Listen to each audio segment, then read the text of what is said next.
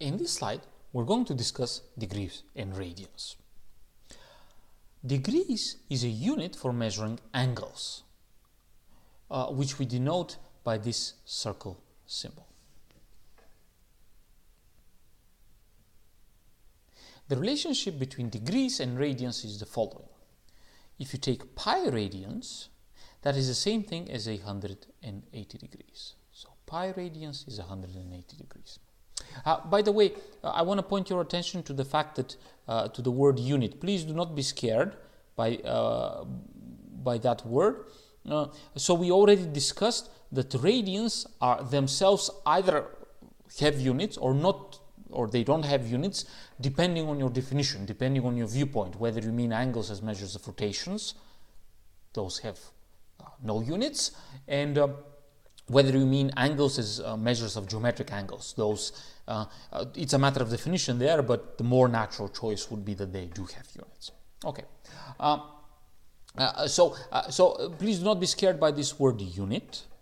This word unit is to be interpreted as the relationship between radians and degrees, and whether degrees are have units or are unitless, that depends on whether the radians themselves are given to have units or not, are assumed to have units or not, which once again we already specified that is a matter of definition.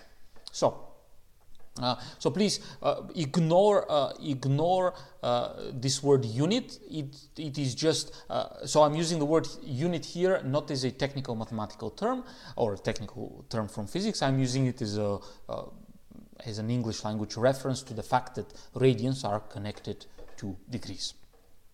Okay, so the relationship between degrees and radians, that relationship is the following. Pi radians is the same thing as 180 degrees. In other words, what does this mean? Well, if you remember pi radians, that was what was that? If you take a circle of take a circle of radius 1. Take a circle of radius 1 unit, and pi radians corresponds to a rotation which is given by traveling along that unit circle a distance of pi units. And of course, the full circle has circumference 2 pi, so half of so traveling pi units on the unit circle corresponds exactly to traversing half of the unit circle. So a half turn is measured by pi radians. But that is the same as saying, but we know from practical experience, so we know degrees, of course, from real life. I know that you know what degrees are from real life, and you also know from your practical use of the word degrees that 180 degrees is also the measure of a half turn. So pi radians is the same as a half turn, which is the same as 180 degrees. Now, if we divide both sides of this equality by pi, so I'm taking pi downstairs there, that means that 1 radian is equal to 180 degrees divided by pi. Now, pi is approximately 3.14. So if you take 180 degrees and you divide it by 3.14, you're going to approximately get, this is a decimal approximation, 57.3 degrees.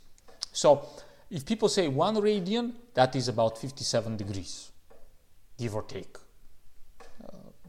some error. Okay. Now I've seen this conversion very, very frequently, so frequently encountered.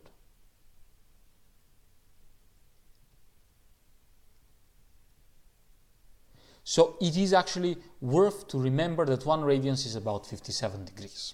So what you want to do is you want to remember that pi radians is 180 degrees, and every time you need to know what 1 radian is.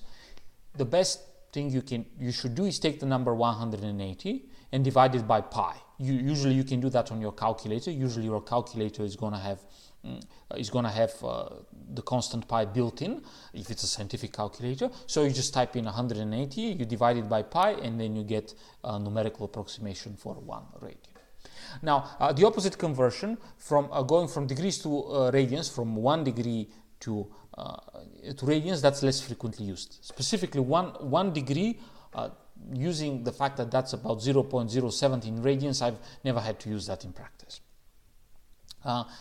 So these conversions are very frequently used. Degrees are useful because the most frequently encountered fractions of a half-turn are measured by a whole number of degrees. So the most frequent fractions of a half-turn would be a quarter of a turn, or a sixth of a turn, or a 12th of a turn. So those would be an integer number of degrees. A tenth of a turn would also be an integer number, an integer amount of degrees. That is very, very useful. If a measurement unit is not specified, it is implied to be radians. So if you see an expression like this one, sine of 5, since there is no circle next to the number 5, the number 5 stands for 5 radians. So if you see sine of 5, that is sine of 5 radians. If we want to say sine of 5 degrees, we have to spell out the degrees. So we have to explicitly write the degrees. If they are not written, then it is assumed that they are measured in radians. Now, this is the mathematical convention.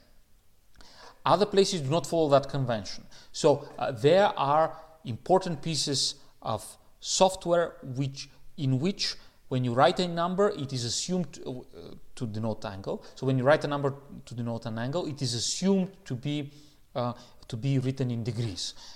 So the degrees are default. They are the default. They are for example, in PostScript. So PostScript. So that's the PDF format. So PDF format. So these particular slides all the graphics in these slides were programmed in PostScript, and in that programming language, if you write sine of 5, it is assumed to be sine of 5 degrees. So if you wish, the programming language PostScript does not follow this convention. So this convention, convention is math only. So if you're outside of the realm of math, so if you are in a particular programming language, this convention may not hold. You have to look it up. But don't think that only in math we assume the default to be radians. For example, in one of the most popular programming languages in the world, so in JavaScript, the default measurement unit is radians. So radians default